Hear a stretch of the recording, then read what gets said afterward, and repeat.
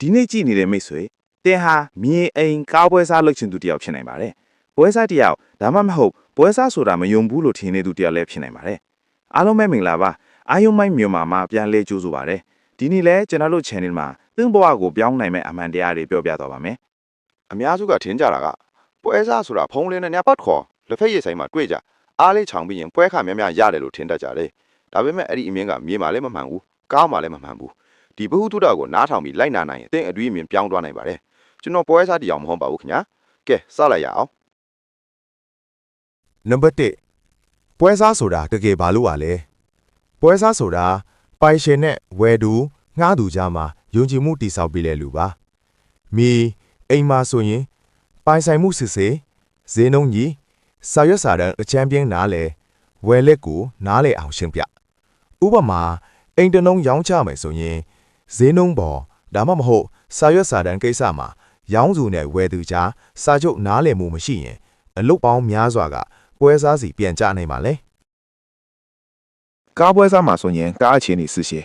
model year engine စစ်စာအုပ်မှန်ရင်းမှန်စစ်ဈေးကွက်နိုင်ရှင်ဥပမာ1990 model SUV Hilux Surf ရောင်းမယ်ဆိုရင် accident history ဖုံးထားတာတွေရှိနိုင်ပါတယ်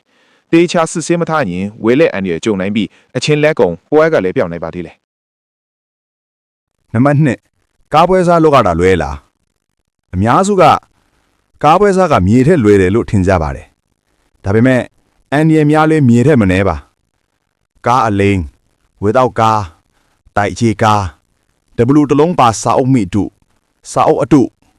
accident history ဖုံးထားတာအုံနာကိုယ်တိုင်တောင်မသိတဲ့ပြဿနာဥပမာကားပိုင်ရှင်တူက Hilux Surf တစည်းကိုရောင်းချခိုင်းခဲ့ပြီးပွဲစားကအချက်လက်တွေစစ်ဆေး minor accident history တွေကိုဖော်ထုတ်နိုင်တာကြောင့်ဝယ်လက်ကလုံခြုံစိတ်ချပြီးအယောင်းဝယ်ကိစ္စလွယ်ကူနိုင်ပါတယ်နံပါတ်3ပွဲစားလုပ်ငန်းလူမုန်းရတဲ့အကြောင်းရင်းမြေပွဲစားကားပွဲစားမခွဲပါဘူးအကြောင်းရင်းကတူတူပါတချို့တွေကပွဲခါတော့ကြိုတောင်းပြီးအလုတ်ကမပြီးပြဿနာတဲ့ရင်ဝေဝါပွဲတစ်ခုရှင်ဘောလုံးအသင်းတသင်းစာလိုက်ဒီလိုပွဲစားတွေကြောင့်ပွဲစားဆိုရင်လိမ့်တက်တယ်ဆိုတဲ့နာမည်ဆိုထွက်လာတာပါနံပါတ်4ပွဲစားတွေအများဆုံးမားတဲ့အချက်များမြေပွဲစားကားပွဲစားအစလုတ်ချင်သူတွေအများဆုံးမားတဲ့အချက်ဒီတစ်ခါတော့လိမ့်လိုက်ရင်ရမလားဒီကောင်းအမှန်မပြောလဲမဖြစ်ဘူးလားဒီအတွေ့တွေကပွဲစားဘဝကိုအတူဆုံးပျက်စီးစေတဲ့အတွေ့တွေပါနာမည်ပြတ်သွားရင်ပြန်တက်ဖို့အရန်ခက်ပါတယ်နံပါတ်5ကောင်းတဲ့ပွဲစားလက္ခဏာကောင်းတဲ့ပွဲစားမြေပွဲစားကားပွဲစားတယောက်ဖြစ်ခြင်းအခြေခံလေးတွေကမသိရင်မသိဘူးလို့ပြောနိုင်ပါတယ်မရှက်ပါနဲ့တက်ရောင်ကမလုပ်ပါနဲ့မမှန်ရင်မမှန်ဘူးလို့ပြောပါအားမနာပါနဲ့ငွေထက်ယုံကြည်မှုကိုဦးစားပေးပါကလိုင်းရန်တွေကအဲ့ဒီလိုပွဲစားကိုတစ်ခါပဲမဆိုပဲအမြဲပြန်ရှာလာပါတယ်ဒါမှမဟုတ်ပြန်လဲညွှန်းပေးတတ်ပါတယ်ဒါကိုမမေ့ပါနဲ့မိတ်ဆွေနံပါတ်6အကြံပြုချက်မြေfitကား fit ဒီလုပ်ငန်းကိုဝင်မယ်ဆိုရင်ငါဒီနေ့ဘယ်လောက်ရမလဲမဟုတ်ဘူးငါဒီလူကိုဘယ်လောက်ကူညီနိုင်မယ်ဆိုရဲစိတ်နဲ့ဝင်ပါပွဲစားအချင်းချင်းကြောခွာတက်တဲ့အကျင့်ရှံပါဒီလိုလုပ်နိုင်ရင်ငွေကမိတ်ဆွေနောက်ကအလိုလိုလိုက်လာပါလိမ့်မယ်ပွဲစားဆိုတာမကောင်းတဲ့အလုပ်မဟုတ်ပါဘူး